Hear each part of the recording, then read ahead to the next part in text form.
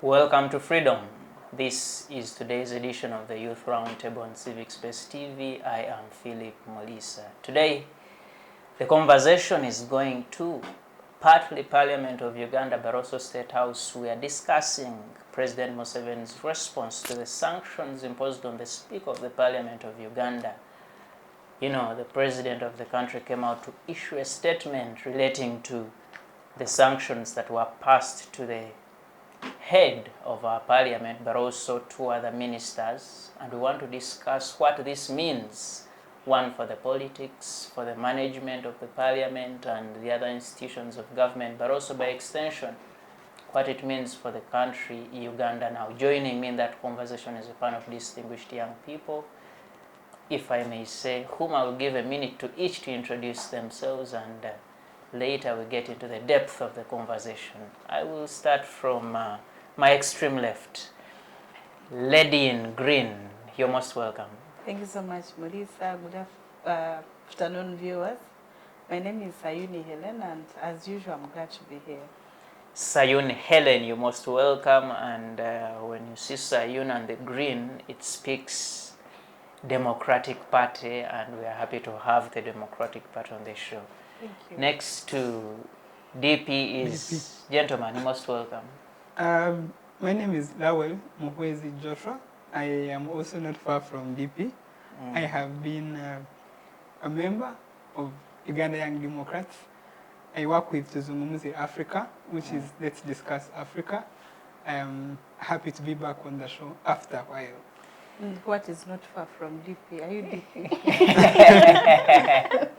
So Lawel is Light somewhere green. there. Are you lost somewhere? He eats meat, but does not I take believe soup. with the foundation of DP, not how it is currently manifesting, but the idea is a good one. It's just that the people in charge of the vehicle, I don't think that's how they should do some of the things. Oh, sure. You're most welcome, Lawel, and I think they hear you, and perhaps they might need to discuss with you a little more about what they are doing that you do not agree with, such that maybe you can get back onto the vehicle. I don't know. Sayuni here might pique interest in that conversation. And last... Good afternoon, everyone. Tresley Nankunda is my name. Currently a final year law student at Makerere University and a youth leader from Busheng District Youth Council.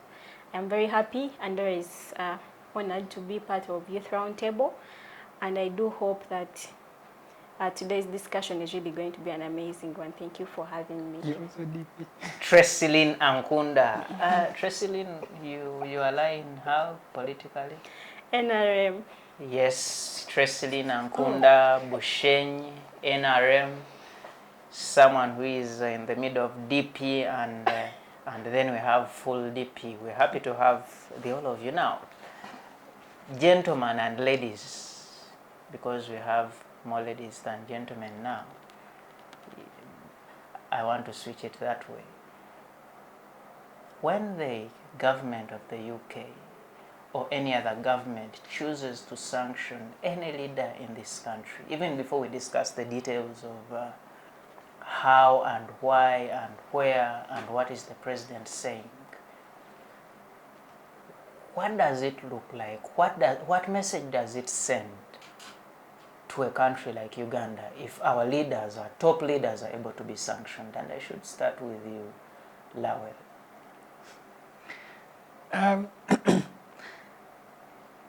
Of recent, when I'm talking about Uganda, I have no new insights, because like everything is the usual. Like what do you mean? What does it mean? It means that we are corrupt. Like, is that news? Because I feel that the only thing really is to manifest to what extent the citizens and the structures of government have failed to protect the society itself. That citizens don't have capacity to hold the government accountable, and neither do the institutions of government, whether it's inspectorate of government, whether it is financial intelligence, whether it is anti-corruption. All those are not working because the system or the people who are corrupt are more powerful than those institutions and have managed to subjugate the entire population. Because the grounds of the sanctions are about taking iron sheets, the Karamoja iron sheets.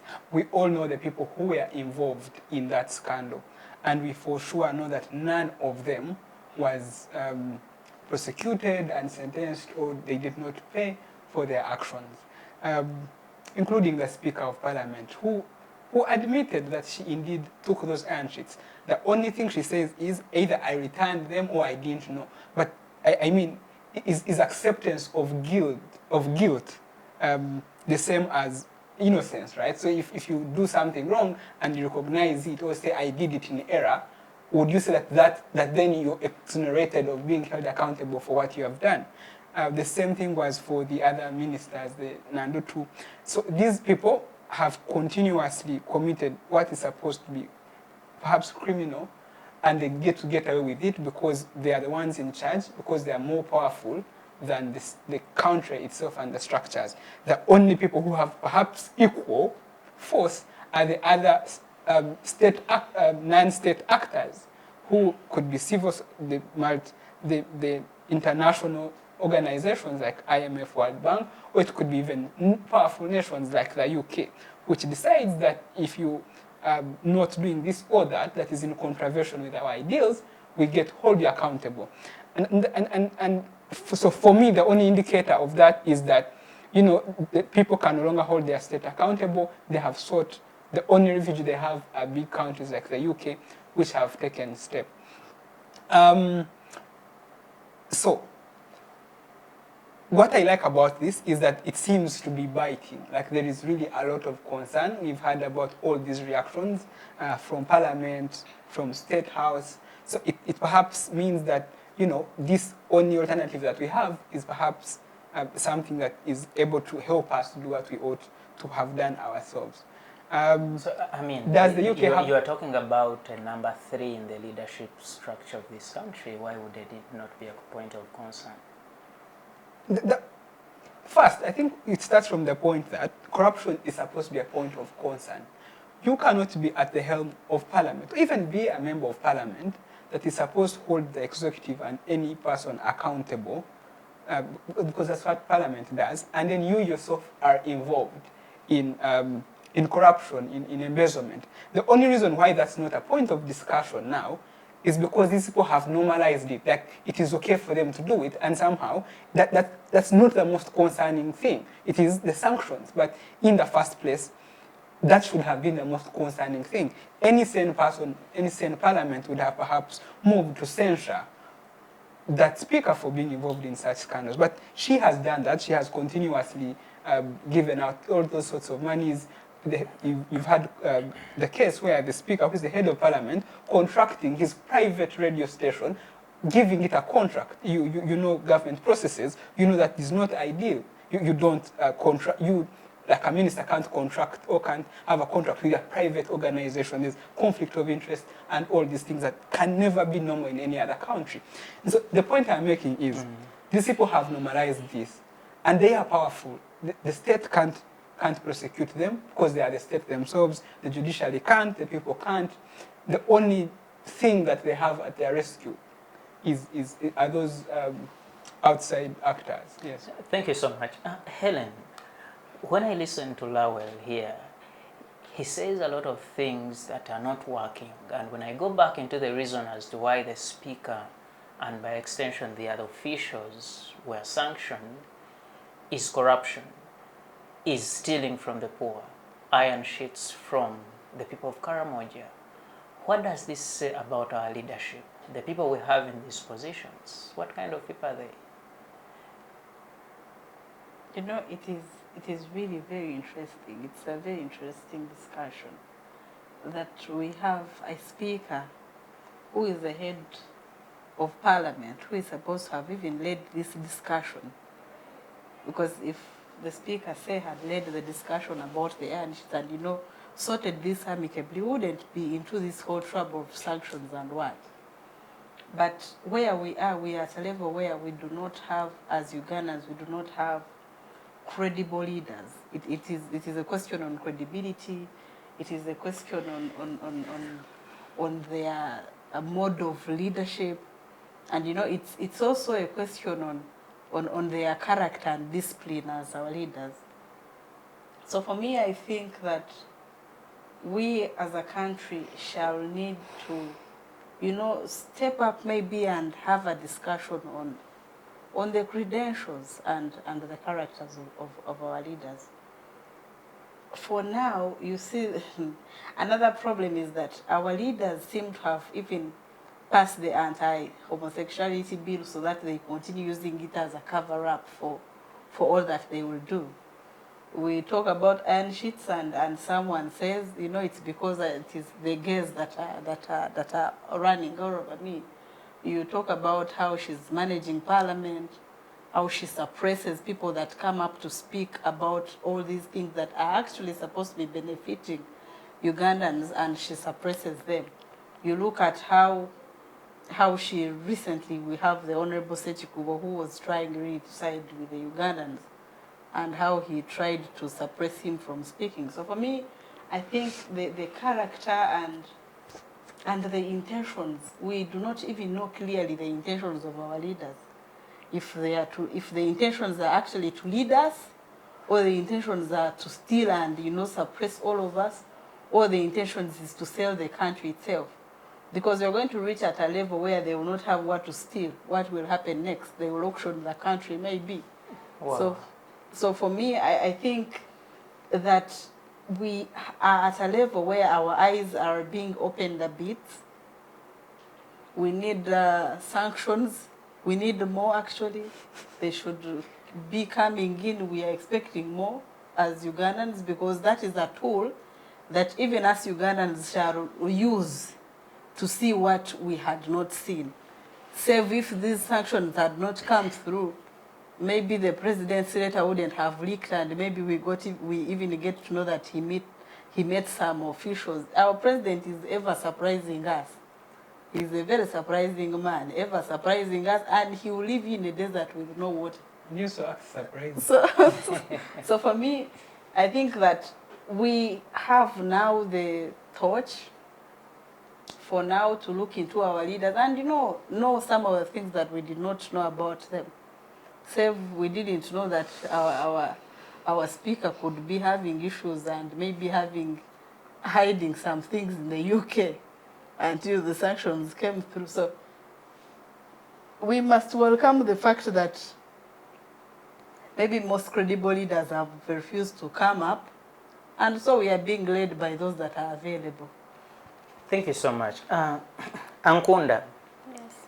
Yes. It is a very serious thing to have a person to the level of a speaker, a cabinet minister, an army general be sanctioned, but the reason being given is they were corrupt. But even in the corruption, the country itself did not act enough on these individuals. What does this say about the institutions? I think Lowell earlier talked about it, but you have a country where you have, he talked about the IGG's office, we talked about the anti-corruption unit, you have something called recently Investors Protection Unit, he talked about the financial FIA.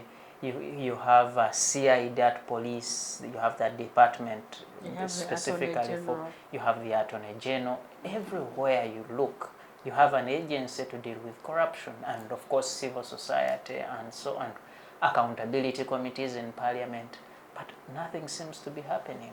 What happened? Thank you so much. Personally, I do think that this is an eye-opener, but also to say that as young people, it is our time to speak.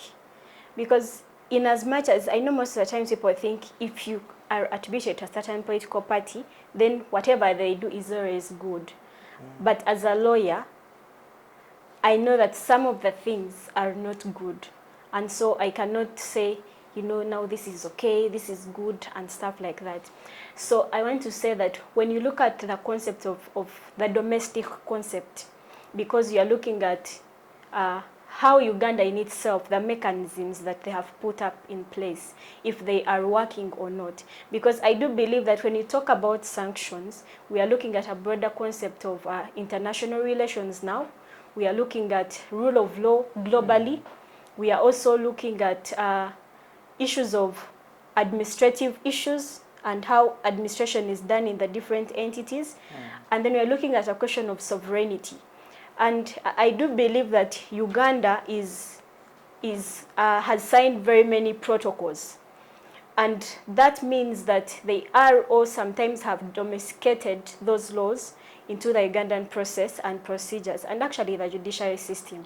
So what does this mean? That if what you have taken in, you're actually not using it to the right way, then you should be held accountable. I do believe that even in your homes, most of the times when you do wrong, your parents tell you, no, you should do it like this. But if they do not, then most likely you're going to do it the wrong way. And I do also think that because this is a question of character, I feel like corruption is really now at a level where we need to deal with it as character. Surprisingly is that you'll find maybe someone, maybe say Treslin, you know, she's this and this, or Helen is this and this, but tomorrow when she goes to that position, things turn otherwise, and you get embarrassed that someone used to say, look, no, this is corruption, and over time, they are now in the same boat. And that answers the question of the economic empowerment that people have. Most of the people are looking at it as survival. But then the hurting part is that those that should actually come down and pick us up are the ones that are doing opposite. But I think, for example, when you look at 2019, the sanctions that were put on Kayokehua, this is not just something that we should see as a sanction of an individual. Sometimes this comes with other sanctions on individuals, but also families. For example, right now, the speaker is a wife to the president of FUFA in Uganda. And so if the sanctions do enlarge to your family, then that means that the sports sector in itself might have challenges, because we also have diplomatic sanctions where they can say, no, look, you know, we are cutting off ties with maybe our embassies in Uganda, or even your embassies this side. And this is a question where we are at a disadvantage, not that we are really so much like on zero, but we are looking at aid, we are looking at financial support from these people. And I do think that by the time someone comes in, because personally is that young people, we might not do so much, but we can speak, we can try to hold them accountable. But the reality is that there is suffocation. What you try to say now is these government institutions are not actually doing what they're supposed to do. Therefore, the young people, and by extension the citizens, should actually take charge of the roles of these institutions. They have a contribution to make, but also is that some of these institutions have young people in them. But where do we see their role? They are going to be maybe in a meeting, you get Yoka 100, and that's it. And the person you sent, or the person you expect to be your voice, is actually silent. And we'll come here online, we'll shout, we'll talk, but it will still not do what? It will still not help us. So I think that if you are in wrong, no matter which position you are in, whether you are in church, you are a priest, I think you saw the other archbishop. If you do wrong, then you should be held accountable. And I don't know that most of the times people do not want to accept their mistakes. And also, if you make a mistake, make sure that you correct the mistake. Because if, like Helen said, if these iron sheets were taken, it's not all about reconciling. I don't believe in the aspect of reconciling. Punishment, I always believe in the punitive way. Punish people, and then let others learn from them. Yes. Thank you. Punish them and let the others learn from. Wow, what a headline. Lawel, Tracy Lynn tried talking about it, but I want you to help us. You see, the United Kingdom is a former colonizer. And over time we've had relationships, good relationship with the United Kingdom. They've been able to support some development projects in the country. They've been able to offer scholarships to students to go and study in the UK, and many other things we do with the United Kingdom. When they start sanctioning our top leaders, what does it mean? One, for that history, but also the relationship of the two nations. I don't know how we mix up things. It is to assume that the person of the speaker is the representative of our relationship with the US, or with even a representative of Uganda, that a sanction against our Speaker of Parliament is kind of commensurate with the sanctions to Uganda, and therefore it injures our relationship. If you are keen to look at most of the diplomatic letters, I think the US or UK embassy, right, they always are keen to include the people of Uganda. And I think it's very important to pay attention to those details. Like Helen has said, and I have said, or she has said, is that we are the people of Uganda. What is in the best interest of us is to have a transparent government or a corrupt-free government. And I think that those sanctions, for me, are consistent with what should be the ideals of our relationship with UK. I don't think that our relationship with either UK or whatever EU should be based on embezzlement, theft, and subjugating the people. No. Let me come there. And so I think that when the UK sanctions an individual who's in a position of it could even be the speaker for carrying out embezzlement, especially, and they were categorical, from the poor, from people who can't sustain themselves. That is abhorrent, and they should be sanctioned. And I think that that's what we ought to want as a people. And so, does it damage our relationship with the UK? I don't think it does.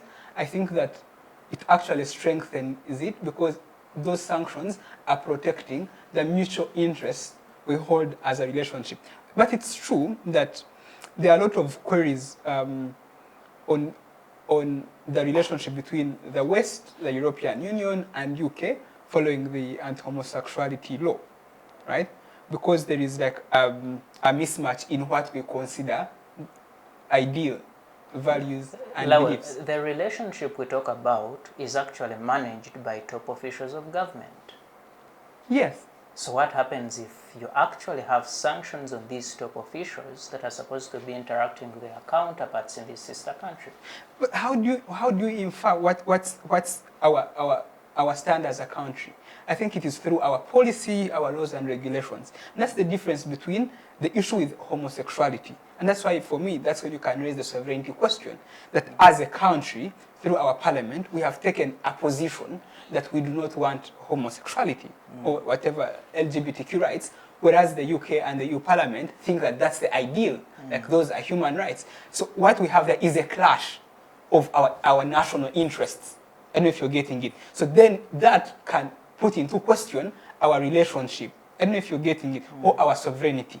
But an individual action that is not state sanctioned, that is not policy, such as an individual stealing from the poor, cannot be like a collision that has a damage on our relationship with the UK. And that is why the president, even in his letters, is very keen to say, let us establish the facts. I don't know if you're getting it. That if it is indeed true that this and this happened, then the government should act, right? But if it is not true, that if what the UK is saying is not true, then we can't just let it go like that. I don't know if you're getting it. And so I think there is consensus that if the reasons as to why the sanctions are happening is indeed true, then there is no issue. Thank you. Helen, help me. The Ministry of Foreign Affairs, Uganda, came out with a statement, and they say the UK government rushed into making decisions. And they say, for example, the two ministers that are on that list are actually in courts of law. They are being, the courts are listening to the case and trying to determine as to whether they are guilty or not. And by extension, a couple of other people, and they say they should have waited for the process to end here in the country such that they can now take on their actions if it's necessary. What do you think? Did the UK government rush into taking such a decision? Their government did not run to take a decision. We cannot dictate on how they run their government. That is their sovereignty, actually. That for them, the moment you are even suspected, you already deserve a sanction, and that is how they do business. So even the internal affairs it should have put pressure instead on courts to rush the decision, and we see what court has to serve us, because now it's coming to a whole year, and the case is still in court. Others, we have not seen anything done on them. Others, we are seeing them, you know, playing ping pong around a very serious idea. And for me, I feel this is just a soothe, you know, a soothe on a wound. That Ugandans are very wounded, and now a state, a UK is looking at how the Ugandans are hurting, and is coming to our rescue. Every Ugandan out there must be happy and welcoming these sanctions, I can tell you. Because these sanctions are not going to only help us on those two individuals, but even the people to come. These sanctions can even help us tomorrow, that we shall know that this and this happens. Even the next person that shall come shall know that the speaker was sanctions overtaking iron sheets of Karamoja. So even if it's goats, even if it's what, nobody will take it. So Sayun, it is in the behavior of Ugandans and by extension Africans to always rally and stand by our own when they are aggrieved. We stand by our own when they are not hurting us, and we stand by them when they are not guilty. Someone who came out and said, yeah, I took the iron sheets, but I gave them to a school, but I gave them to what? Yet the person, actually, we know that they even have the capacity to even do those things at an individual level. These are things that were not meant for Bukedea. These are iron sheets that were meant for Karamajong. And we all know and we believe, trust me, that the people from the Karamoja are overly underserved, because most of the government resources come from that region. So if we have a speaker of parliament, a whole prime minister, ministers of Karamoja, and entirely like most members of the cabinet, you know, engaging in this theft, and you believe and you think that us Ugandans shall rally and you know, support theft, yet we are struggling because of the theft. You look at the roads in Kampala, you look at the services that we are being given, and you want us to continue supporting such people because such things are taking place. For me, I think that there is nothing to do with sovereignty here. The issue is that whoever is guilty of this should serve their sentence properly, and actually we should pave for them the way to serve their sentence. Thank you. Lawal, I think there's something small. Okay, before the clarity. So if, for example, you are in the habit of beating up your wife at night, we can agree that it is your house. But if we agree that beating up your wife or beating up people under your household is a bad thing, has no space in our society, and a neighbor comes from out to come and rescue the people you're harassing or deter you from proceeding to harass those people, I think it is a justified thing to do for that neighbor, because the action is justified, right? They are preventing these people who you're constantly violating and saving their lives, right? And I think for me, it is possible to say, look, we have this sovereignty, or we have our own courts. But if these courts are not going to prosecute the people that are carrying out the crimes, I think that's why Ugandans are okay with a foreign entity coming up to rescue them, to say, look, it is true that you people took the iron sheets, but government has not acted. I mean, the Speaker of Parliament is the one who chairs plenary where these supplementary budgets are passed. She knew that these iron sheets were supposed to go to Karamoja, so she cannot say she didn't know where they were going. Even if she didn't, ignorance is not defense, right? And so government did not prosecute them. And I also want to provide this clarity that unlike our systems, these diplomatic missions don't gamble. They first carry out due diligence. They first carry out some sort of investigations. They have people who are super trained to do that. And so that before they sanction you, they already have a lot of evidence, which I even think that your CID doesn't even do before arresting people in this country. And so for me, on the principle level, if you are subjugating your people oppressing them, then the neighbor who comes to rescue those people is going to be celebrated. Lowell, You talked about let's the point. talk about First jurisdiction. This neighbor who comes into your house, is it his mandate to come and rescue the wife? Oh, let's do this. Let's do this. Like she said, I don't think this has anything to do with jurisdiction, because they have not tried to encroach or to distort your, your law, your supreme law. They are just saying, if you want to deal with us, we are UK, you will not come to our country, right? You will not continue to have residence there. They are using their, like she said, their own sovereignty over their own issues and policies to say you will not benefit them. The only reason they are itching is because you need them so bad. They have not touched with your laws. They have not influenced your criminal justice system. All they are saying is, according to our standards, and this information we have established, we don't want to continue to give you privileges of benefiting from the taxpayers of the UK people. In fact, the speaker has also said it does not hurt her. Yeah, she's actually okay because she understood what it means, maybe. Yeah, think about this. I think Ugandans, we are just assuming too much. Yeah, think if about the individual has come out to say that the speaker has continuously shouted. Why are we caring? The speaker has continuously said, this is an attack on the 45 million of us. This is because of homosexuality. These are bomb shafters and those kinds of things. But the people have refused to listen to that, even when we have always been in the habit of saying, this is our person.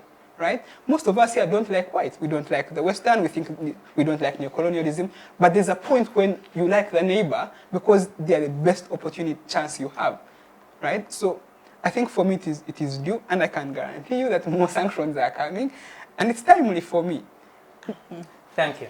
Thank you. Tracy Lynn, yes, I want you to help me, even as we get into the discussion of the letter particular and so on. But when such an initiative comes in, a government sanctions a citizen of this country, how should the citizens of this country react towards these sanctions? Some people are saying, now like he said, the speaker said, she is carrying the cross of 48 million Ugandans because of the passing of the anti-homosexuality bill. Put that aside. Other people are saying, no, you people should not celebrate when a colonizer is coming back to eat on you in terms of trying to restrict a few things from a person in that particular country. How should Ugandans relate to these sanctions? Should they celebrate? Should they think about them? What should they do? I think that what basically we need to do as Ugandans is to, for example, if I think it was last time, it is the same saga, actually, the Iron Sheet saga.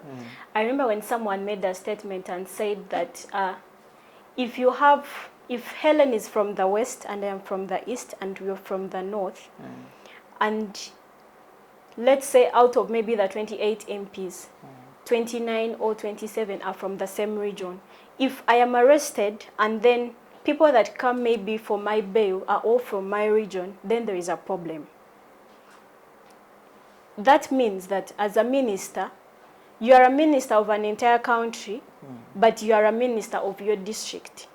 And that means that if you work for your district alone, then it is only your district that is going to come and remedy you out. So I think that in as much as maybe there are challenges, what we can do is take accountability issues, press on, because I think that we have pressed, but we can still press on a little bit harder. And also, I saw the speaker say, it was actually very amazing. She said, me, the Anita I know me, you cannot break me over those sanctions. And I looked as like, wow, because it was really amazing. It was really unexpected. What's her source of strength? That is what someone wonders. When she was in Karamoja, where in Wukedea, she said her source of the strength is the president only, by the way. And even the schools that she has started up in her names, I think you see what it is really doing. But I think that mechanisms really can be pressing on the aspect of accountability, but also there is more that we can do as young people. For example, these conversations and trying to inform people this and this is happening, and so can we have an alternative on how we can deal with it. I don't believe, however, in violence as a mechanism of solution. I do believe in legitimacy, or maybe punishment. Punishment, like I said before, is something that I really do believe in. So it is quite not so much that we can do right now, because this is a speaker whom some of us even have never seen physically. You're so much detached from her. But awareness, but also she should act as an example to many of us, that tomorrow if Helen becomes the Speaker of Parliament, we shouldn't have the same story. That we should also take on this initiative to hold the people around us accountable, because sometimes things happen to show us light, but also to remind us not to ever be like those same people that we preach against. Thank you so much. And please allow me to take you to this later. When the president, on the 11th of May, comes out and says, I have received a letter from Dr. Patricia talking about this whole situation, sanctioning, and so on. The iron sheets problem has been here for more than a year now. Yes. It has taken some good time. It came into 2 years because it was for... I think it's a year. Okay. Yeah, last year. But a longer Yeah. period of time. When it happened, the president came out and said he was not sure at the time, but he's going to cross-check and he will come up with a political solution to the problem at the time. We waited for the political problem, and recently very many people saw when the two ministers of Karamoja were dropped, they said maybe this is the political problem. However, a number of other people that were involved in this scandal were not part of what we thought was the political solution. Dropping of the two ministers, you had about 23 ministers involved in this and about 50 MPs. Only 2 were involved. I want to start with you, Lawel. What do you think of the president's reaction then and now? I don't want to be dishonest myself, because I know that there's a difference between what the president says and what the truth is. I mean, this is an individual who gets briefs every day. It could be security briefs, it could be political briefs, what is happening in the country. But also he has like all these departments which do investigations. So whatever happens, he's so much aware. Everything you see in terms of his letters is merely, I don't call it propaganda, it's PR. It is what he wants the narrative to be. But he knows on an everyday basis what is happening in the country. And so when you look at his letters, he's saying, oh, this is what happened. Or I think IGG should investigate. Or I think I need a report. I need the Attorney General to write and establish these things. These are things he already has facts about. And I don't know why he takes his own citizens. It's called taking people for laughs. Like in Uganda, I think in Uganda it's called echigumaza. Like you are hoodwinking the population, because he is on top of all these things. He just doesn't want to act.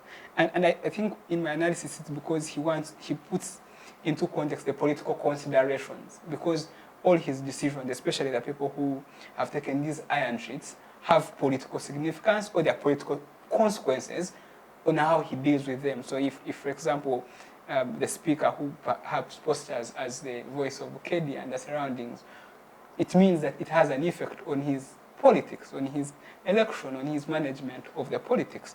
And so I think for him, it's really no longer really about who is wrong, who is right. I mean, he reappoints these corrupt people every day. If you look at the number of people, you look at Lugolobi, who blatantly used the iron sheets for his animals, and there were pictures to that effect.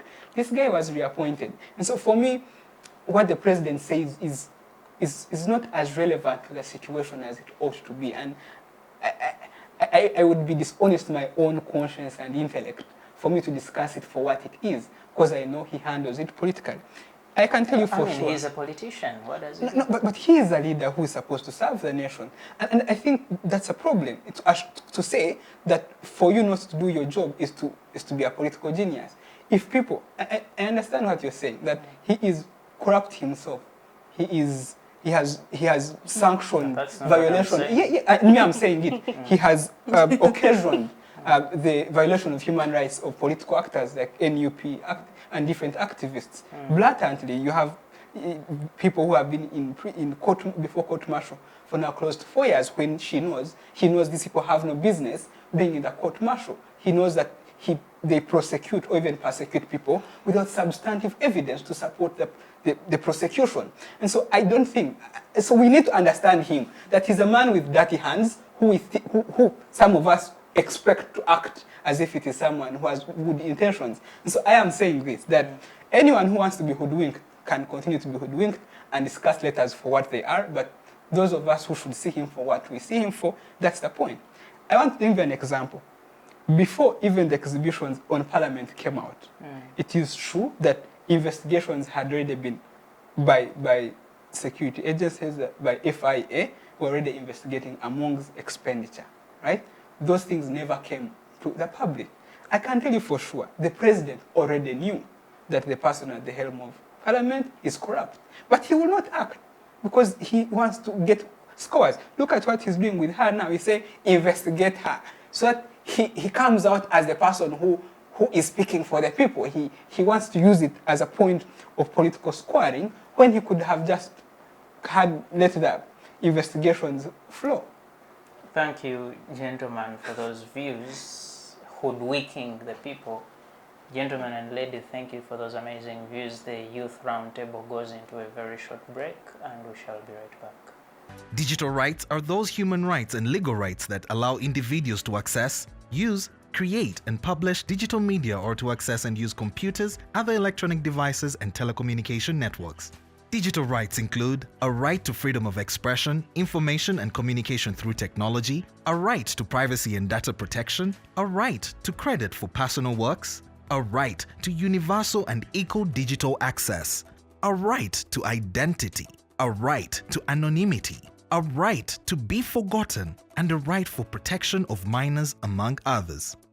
The state's digital rights are frequently violated through various unfair actions, for example, blockage of websites and social networks, theft of credentials, unauthorized use of people's data for personal gain, privacy intrusion, online censorship, arrests and intimidation of online users, internet blockages, and the proliferation of laws and regulations that undermine the potential of technology to drive social, economic, and political development worldwide. It is hence every citizen's responsibility to respect rights of other digital users and to speak out or report to the responsible parties when one's rights are violated. Welcome back from that very short break. It is the Youth Roundtable on Civic Space TV. I am Philip Lisa. Today, we took the conversation to Parliament and the State House. We were discussing the President's response to the sanctions to the Speaker of Parliament. He came out with a letter, and joining in that conversation is Sayun Helen from the Democratic Party. I have Museveni who is relating to the Democratic Party, but for some reason disgruntled, and I have Treslin Angunda from what someone likes calling the Mighty Party, the National Resistance Movement. Gentlemen and lady, where we left off, Lowell talked to us about the hoodwinking by the President. I want to come to you, Sayuni. When the President comes out to say, hey, IGG, Attorney General, please follow this up. Find out whether a government official in my government has first property outside the country, but also advise me, is it legally right for an official of the government of Uganda to have property in the United Kingdom, whether it is right or wrong? What is the President saying in actual sense? The President is saying nothing. We all know that the President's focus right now is to stay in power, nothing else. Whether he stays in power with thieves, whether he stays in power with the rapists, whether he stays in power with whoever, we all really surely know that his interest right now is how to retain power. Otherwise, staying in power has implications, and it has things like legacy. What are you known for? I do not think that at the moment the president thinks about anything to do with legacy. Because if he really had anything to do with the legacy, the president has all powers. And I can tell you there is no intelligence that Museveni does not have. There is nothing that goes around in this country and he doesn't have information or he doesn't know about it. And this is the very president who tells the IGG not to put a lot of, power and not to exert a lot of pressure on these thieves. You remember there was an address where he told the IGG to be very careful that people are still stealing and investing here. He told broad daylight in a speech. About the lifestyle audit. About the lifestyle audit. And if we had the lifestyle audit, all these things wouldn't be happening, I guess. Because it would be thoroughly clear, open there. But we have a president who we all know that he knows these things.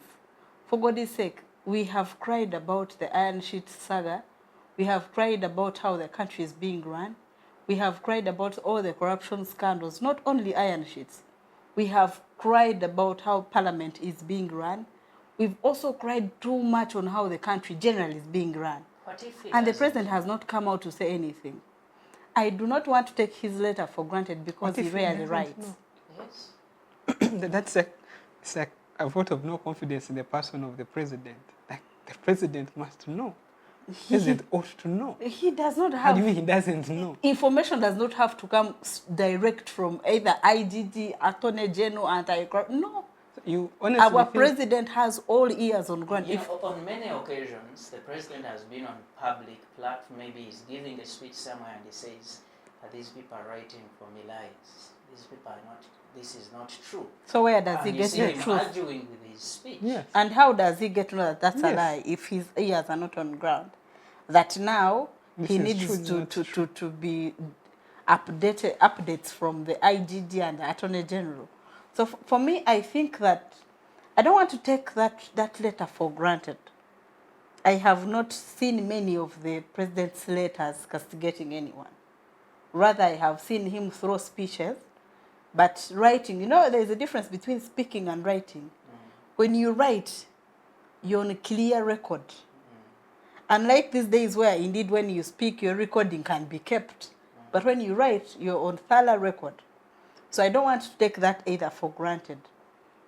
I think that letter itself can be a yardstick of judgment to these individuals. Ugandans do not need a lot, by the way. I think the president has mastered the art. Ugandans don't need a lot. If you see how they celebrated because of that only letter, minus any action, if you see how they celebrated, that shows you that Ugandans do not need a lot. They only need the president to come out there and, say something to them and show us that, you guys, I am also concerned. That is actually the match that we need from our leader. Sometimes we don't need too much. We just want you to come out and show us that we are concerned, yes, and you're also part of us. You're concerned like us. But now when you look at his writing to the Attorney General, who has actually even previously been blasted by the Speaker in Parliament. You remember when he told the Honorable Kafozi that he will not defend any bill when she sees the Speaker. He's talking about the Attorney General to, hold someone accountable, and the person is telling him to hold accountable is yielding a lot of power. For me, I believe that we need also to work on the systems. We need to remind our leaders that, well, you are in that position, but you're accountable. There is a law, and you must abide by it. There is the constitution of this country, and you must abide by it. Otherwise, people have overrun the constitution, people have overrun the law that governs this country, And people have even overrun the values of this country.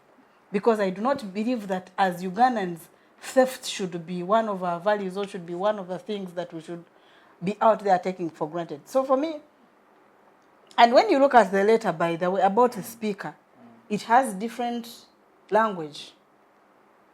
Instead, he's not actually too castigating the speaker, but instead asking the other two individuals on why they are not performing their roles. But this is the very president who will come again and tell you that you're using a lot of speed, so you should reduce it. So you leave the two individuals stranded and, you know, not knowing what exactly you as a leader want. So I think for me, he should have actually been thorough and told the Attorney General and the Speaker. Should these leaders be waiting for the order of the president?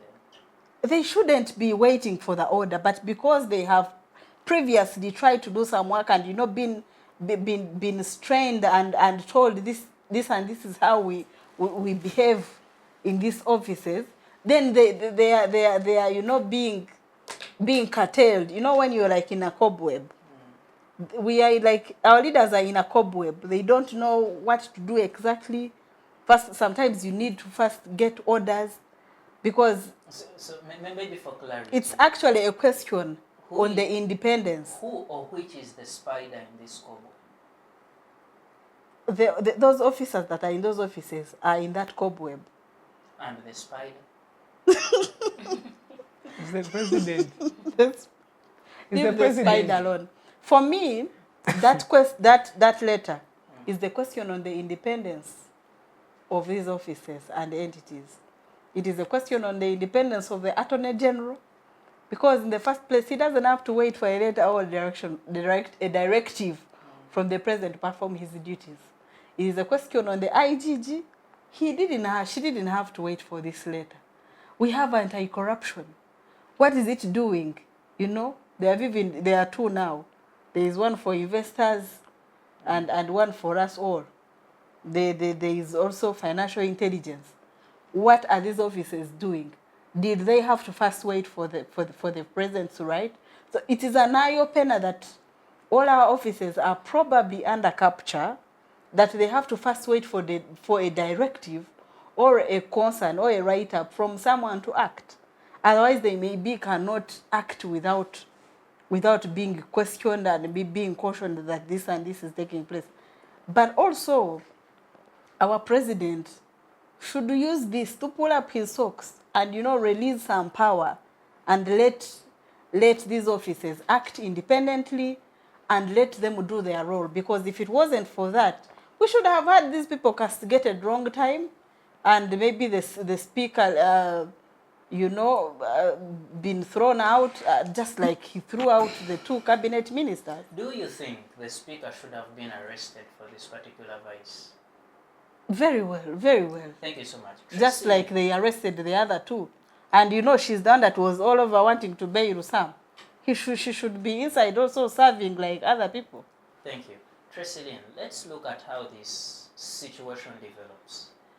The president asks the Attorney General for guidance and the IGG to investigate. Let us assume the report of the IGG has that the speaker got these monies not in the right ways, bought property in the United Kingdom.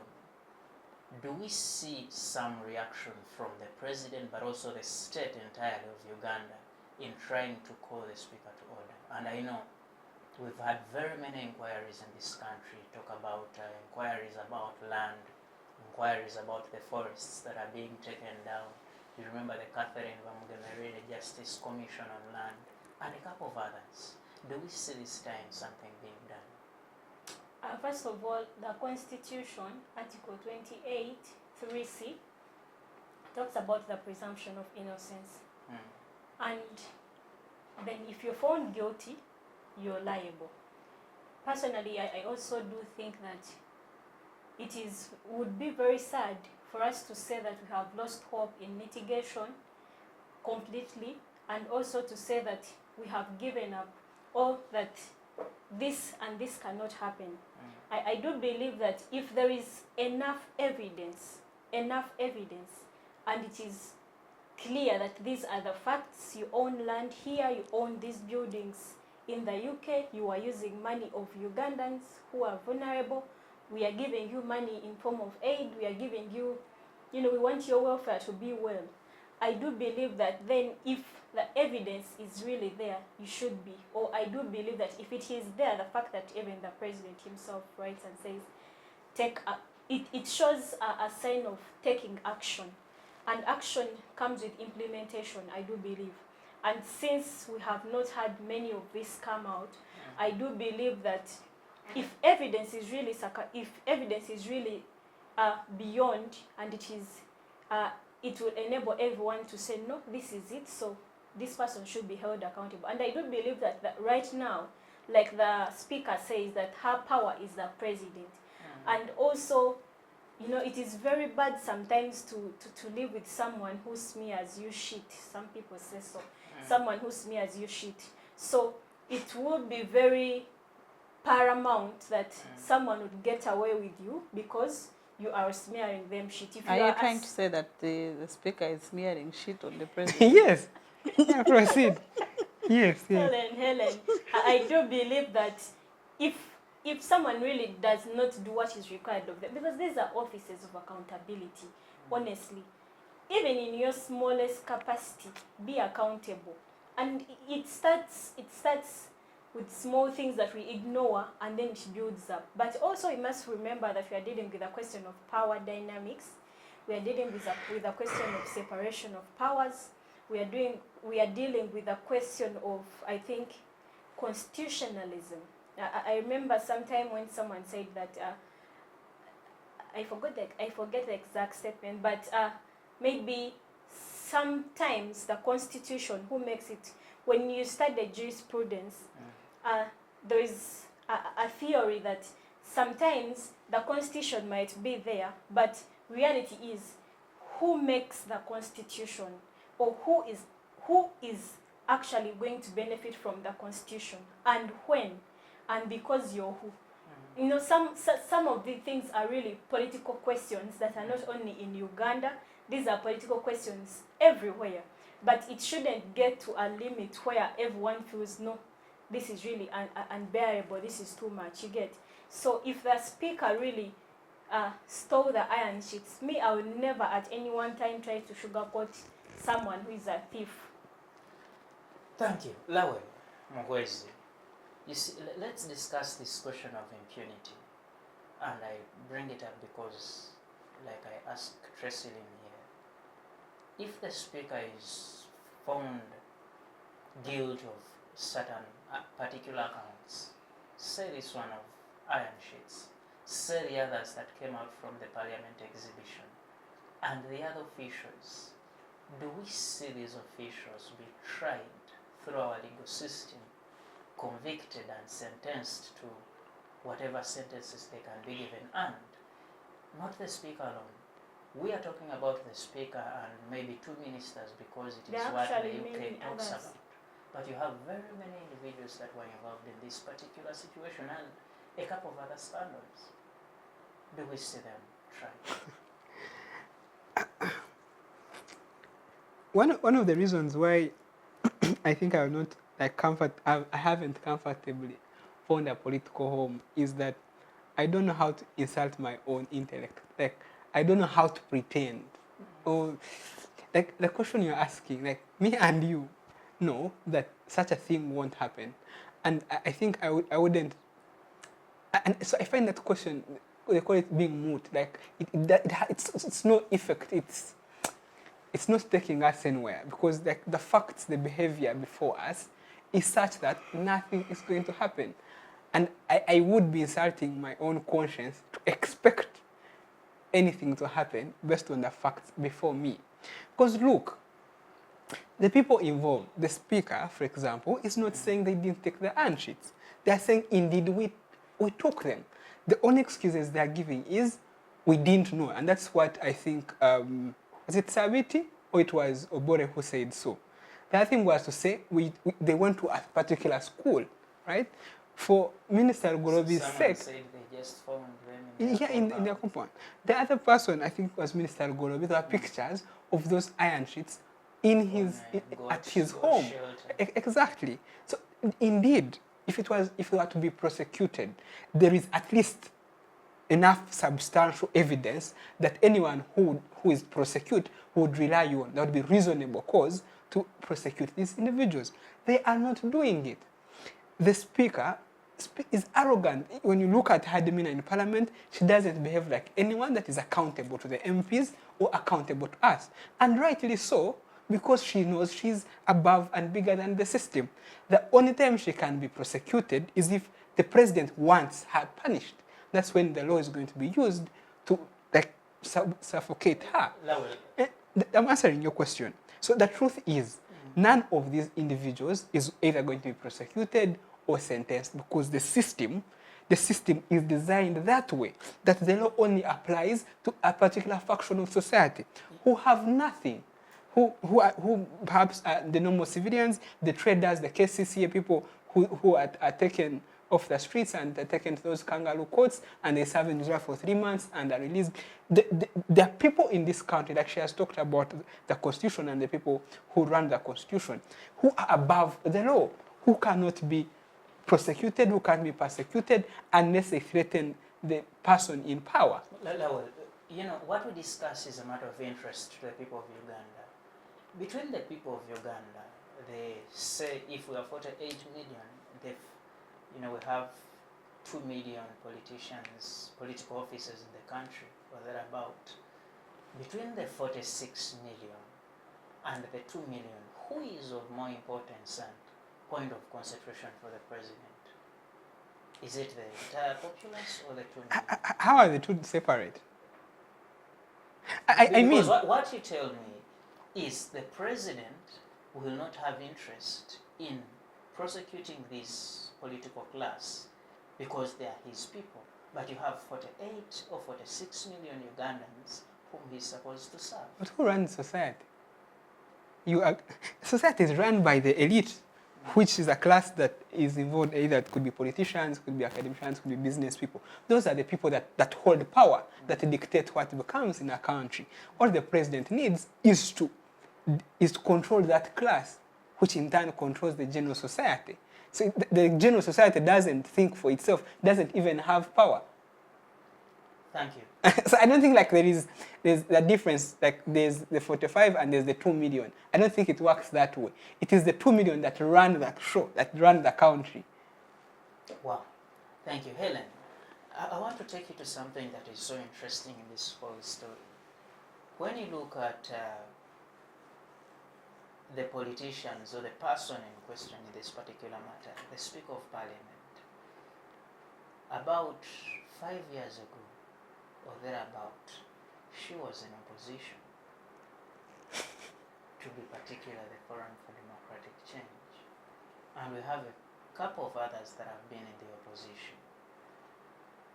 When we see, and Tracy Lynn did put something to that, to her, what she's doing to the president, do you think the president might be forced to start thinking twice in sourcing for cadres from the opposition? But how? When you see a mango tree, when a mango stands next to a rotten mango, chances are that even that is not rotten will get rotten. If you have a basket and you have your yellow bananas, there is no way, if there is a rotten banana on your left, it is very possible that the next on that very left will be the one that will get rotten, not the one at the extreme end. That implies that the speaker probably left opposition when she was thorough. And now that she has joined the system that has problems, she has gotten the problems too. So why did she join NIM? I think. So does that also imply to our president in courts? It implies that the system that she has joined has problems, and so she will get the problems like them. My president has not joined NRM. He's not in but he's now closer to the rotten mango. He's not even in any closer. So for me, I think that the question should be to clean the whole system, because that is the system that the speaker is in. when she was in opposition, maybe she had. It's also possible that she has been like that, and it's a problem of an individual, but then she didn't have enough cameras on her like they are now. And this is a question of an individual. It is not a question of any entity out there. It's not a question of whether she was in FDC. It is a question of her now and where she is and what she's doing. We cannot now start thinking that when she was in opposition and what not. No, that we shall be trying to curtail all Ugandans and hoodwink Ugandans that the opposition does not do its work. Already it has done its work to light up the candle to the Ugandans that, you know, the speaker that we are having is not serving anyone. She's serving her own interests, and, you know, instead of serving Ugandans, taking even the little that we have.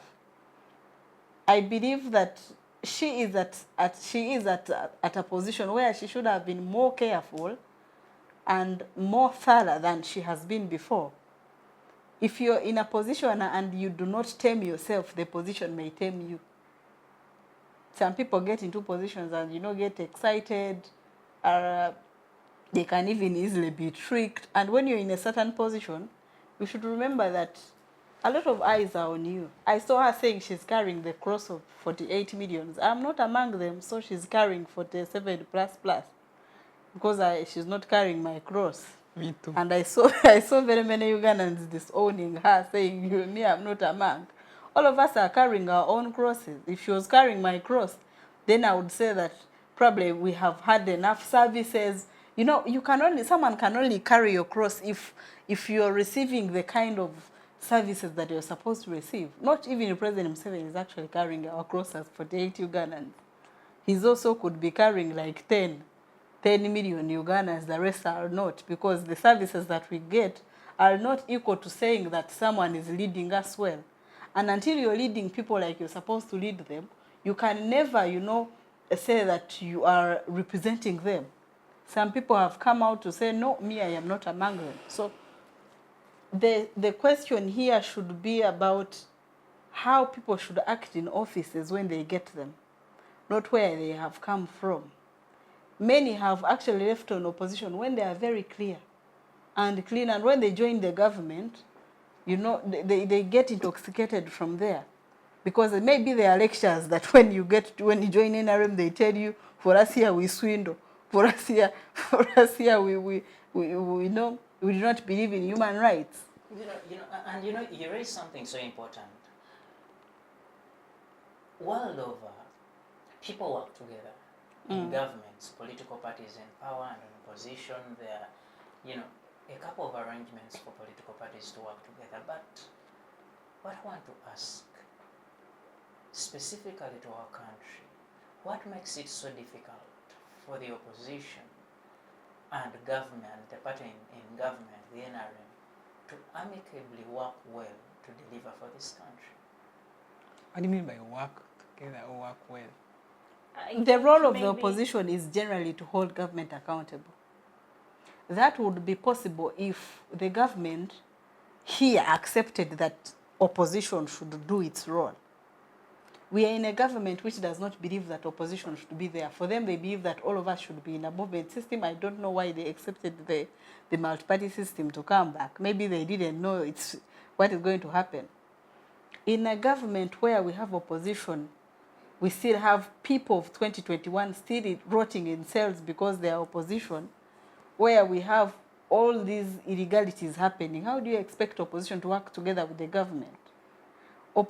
Government is even supposed to pick some of the policies from opposition that are present and can work for the people and implement them. Our government here instead believes that opposition is an enemy. Save for that, even now the opposition has started believing that the government here now is not working for Ugandans. So the question of whether our government can work with the opposition, it is really lacking too much.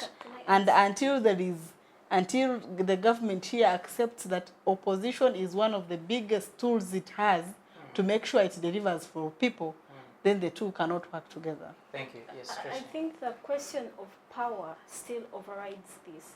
Because, for example, what would one comment on the aspect that we have a Minister of Justice and Constitutional Affairs who is from the opposition party? what would one make of a comment in such a scenario? I think it's still a question of power domination, and also how basically, because if maybe, for example, you'd say this opposition is going to do things better here, then what about where we have seen them in positions of influence where they can add something to the sector, where we seem to have most of the outcries in terms of justice and the constitutional affairs? I think I can come in there and tell you that sometimes it's a question of individuals and political parties, and it is also a question of the status quo. Where we are now as Ugandans, we must get to a level where we should even stop focusing on whether you're in opposition or not, but focus on what happens to Uganda as a country. Exactly.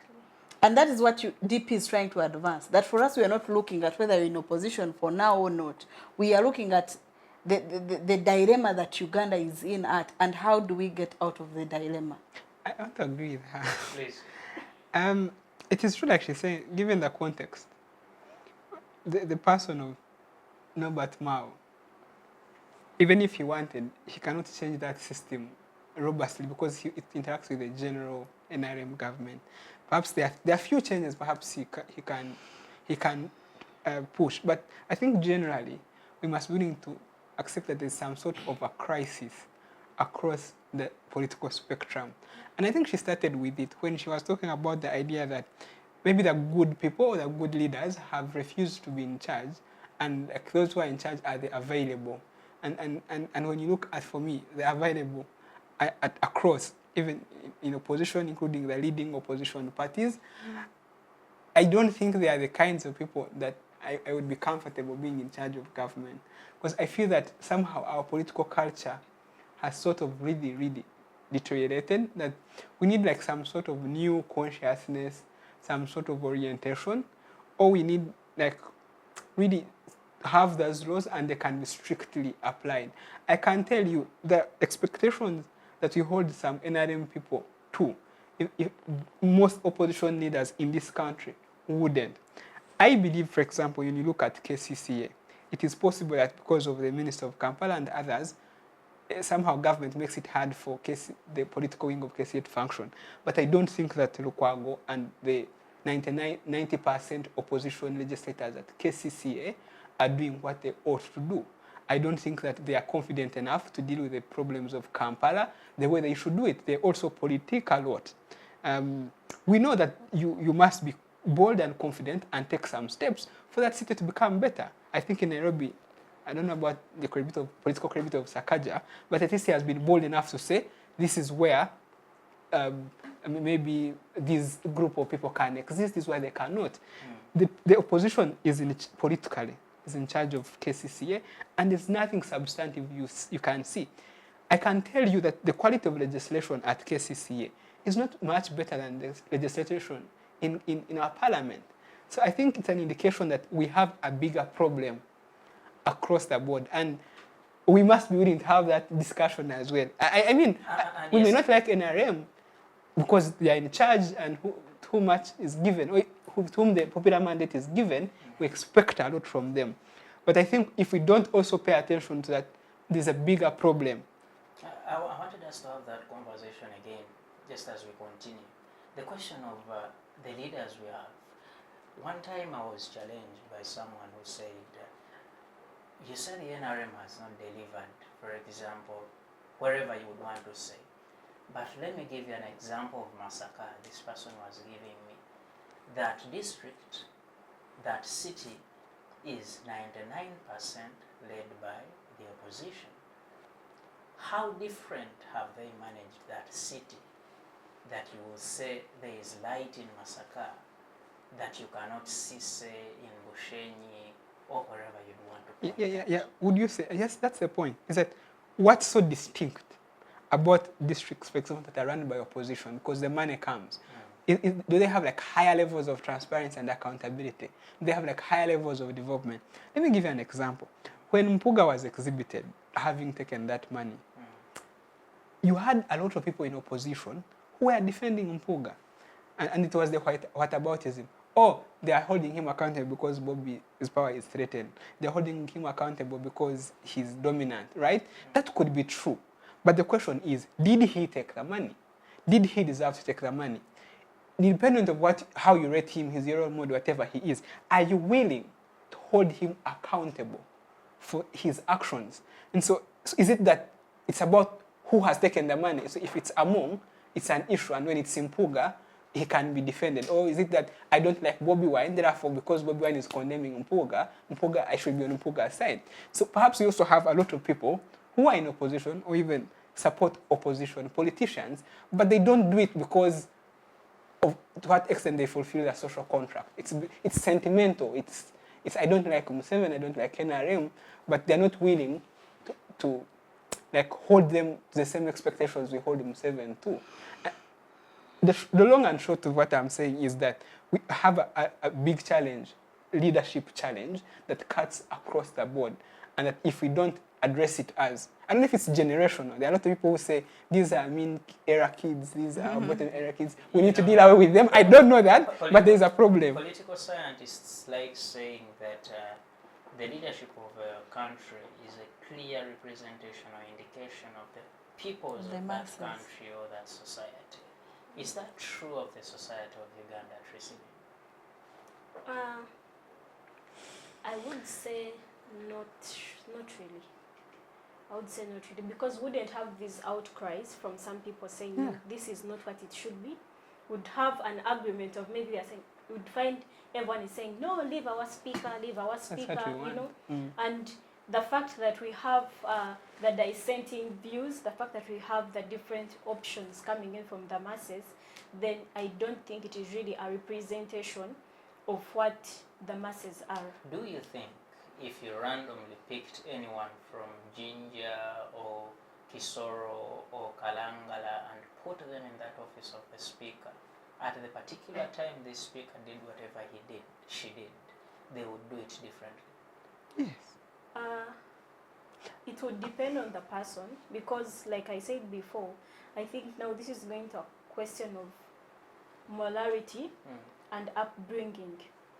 In my gender and the low classes, Dr. Zahara usually tells us that those days it was the professors who were influencers. You are young, all you know is Professor so and so. If they tell you something, then that is what counts, because you believe they have gone to school, they have attained all the books. But is it the case now? We have seen some professors even do things that are really in contradiction of what society expects them to be. And what makes the largest number of influencers now that we have? Musicians have taken on. A musician today is going to sing about this, it will be all over. You don't even need to go to a professor and say, this is what I'm trying to put up on table. So the three people from wherever you pick them up, what if you're picking among, what if you're picking Anita in Kalangala, you're picking Anita's copy in Kabade, you're also picking Anita's copy in Rushen. I also would take it back to the aspect of upbringing, that we need to go back and question in terms of our family upbringing and role of parenting, but also try as much as possible to not to think that I always mention this statement, however maybe some people misunderstand it, but I always mention this statement that NRM has good people, but it also has bad people, and so do other political parties, because we are dealing with a question of humanity, we are dealing with a question of responsibility, we are dealing with a question of how people view things and how they are willing to create change in their communities. Thank you so much. Gentlemen and lady, our time is very much fast spent. I want to ask you, Sayun, and because we are talking about the United Kingdom, I will use the UK still. You see, in the last 5 years, the UK has had 5 prime ministers, 5 or 4. David Cameron resigned because there was a vote on Brexit, and the people voted against what he believed in. They voted to get out of the European Union, yet his option was to stay. He handed over to Theresa May, who resigned because he had failed to implement the the mission to get out of EU. Theresa May handed over to Boris Johnson, got out of EU, but he resigned because he failed to manage COVID-19 well. He made some mistakes during COVID-19 at a personal level and they cost him the PM job. He handed over to Liz Truss, who also resigned after 2 months, actually not even 2 months, less than 44 days, because she failed to deliver to the people what she promised: cheap housing, reducing on loans and so on. She resigned because she could not deliver because of the economic situation at the time. Today, you have Rishi Sunak. What is the point here? Resignation. What can summon resignation to the political class, to the leaders of this country, if it's not corruption, if it's not the population telling you we no longer like you, if it's not you failing to do what you ought to do as a leader? The problem here is that politics is so lucrative than any other job. In Uganda here, you just need to get a political office today and tomorrow you'll be rich. It's actually it is the most lucrative businesses here. Politics, we should start calling it a business. I like and that you call it a business. It should start being called business and they should be taxed. Because now it is the most lucrative business that we have. That tomorrow anyone that looks... Dear government, I think you should look into that proposal. It should, because... Taxing politicians. They should be taxed, because they come and tax a deep, struggling Ugandan down there, and they don't tax themselves, yet they are the ones that are eating that tax again. If we cannot regulate our payments and how our politicians act, then that cannot happen. Thank you. Even in offices where we have to hold them accountable, instead they are holding us accountable. That you can meet a politician out there and you ask them what they have done and they also ask you what have you done, instead of giving you an answer. You can have a politician who goes to parliament in Kampala from a district deep down, and he will go back again in the next election to ask for elections. And they'll vote him. Something interesting. The kind of politics that we have groomed and we have put ourselves into is troublesome. I saw ministers of government during the NRM registration of membership, and you would see a minister at this ramshackle primary school where the registration center Exactly, is, and those people are not shy at all. Some politicians, if you told them to go back to their villages, even the road that goes to their home cannot be recognized. I know one who usually whenever he's going to the village, they use a chopper because they cannot handle the potholes in their areas. Well, thank you, Sayun.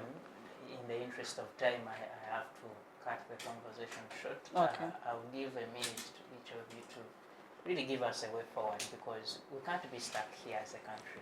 How do we get out of here and make sure we go somewhere as a country? We stop discussing iron sheets, goats.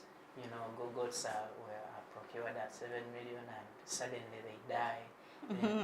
The road is put together today. I know currently Simba Dam is under renovation and it was commissioned less than a year ago. I know, of course, Karuma Bridge is under repairs also, Masaka Road repairs, and these are new projects in the country. So we need to get out of here as a country. What can we do to make sure we get out of here? I'll start with you, Tracy, in a minute. I think we should take on the question of individual analysis in terms of corruption, because everyone sings corruption, corruption, corruption, but who is the corrupt? In this case, these are our parents, these are our mothers, these are our neighbors.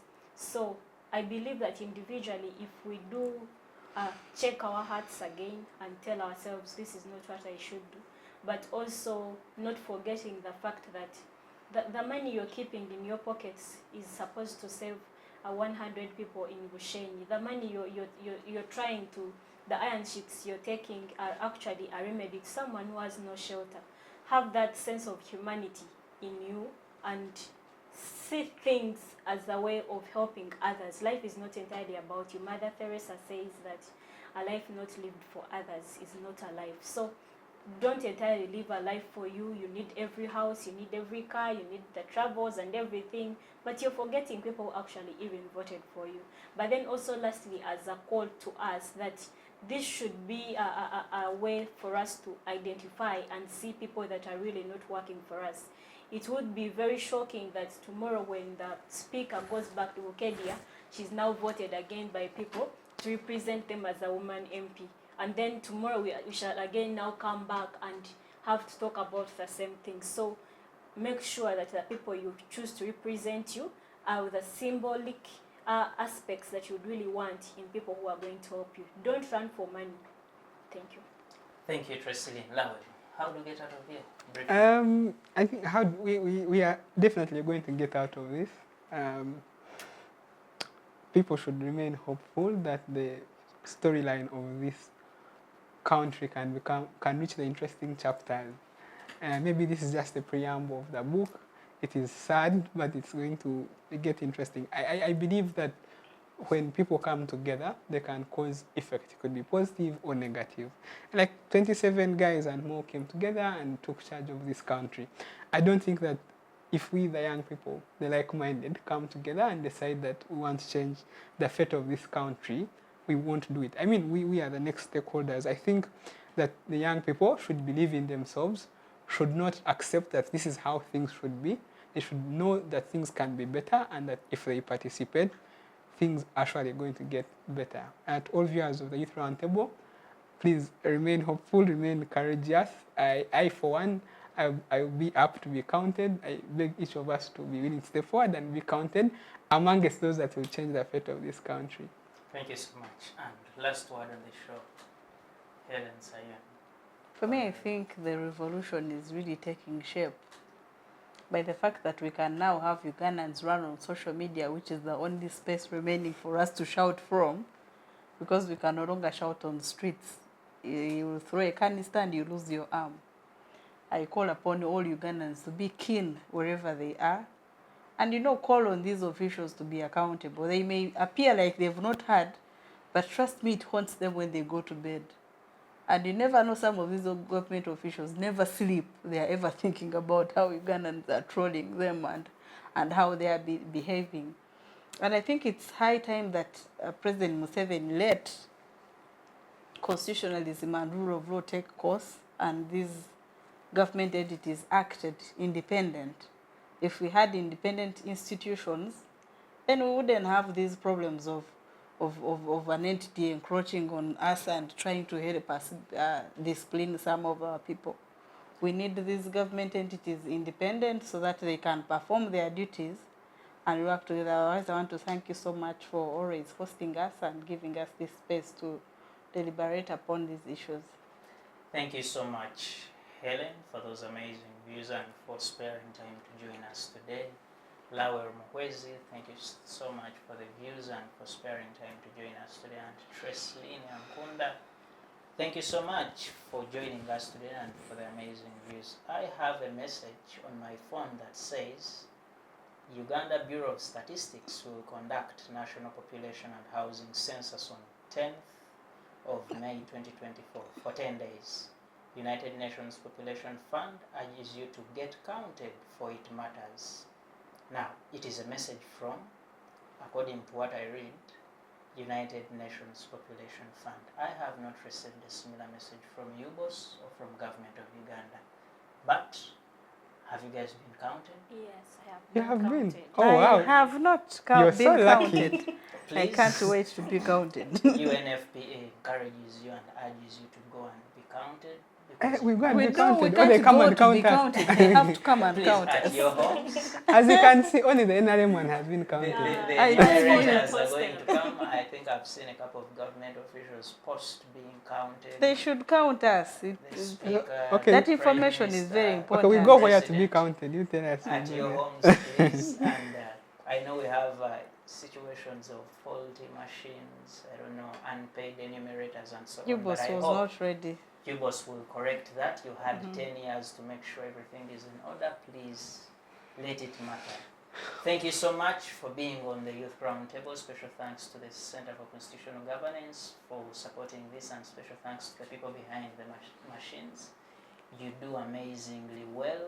From us, we continue to call for peace in all the regions of the world that are in turmoil, peace on the African continent, DRC, Sudan, Niger, Mali, Burkina Faso, Mozambique, everywhere that there is not peace on the African continent, but also across Gaza, West Bank. Talk about Ukraine, talk about Venezuela, and all other places that do not have peace. We say, please work for peace. It is the only way humanity can be sustained. From us, we say good evening, and may you have freedom.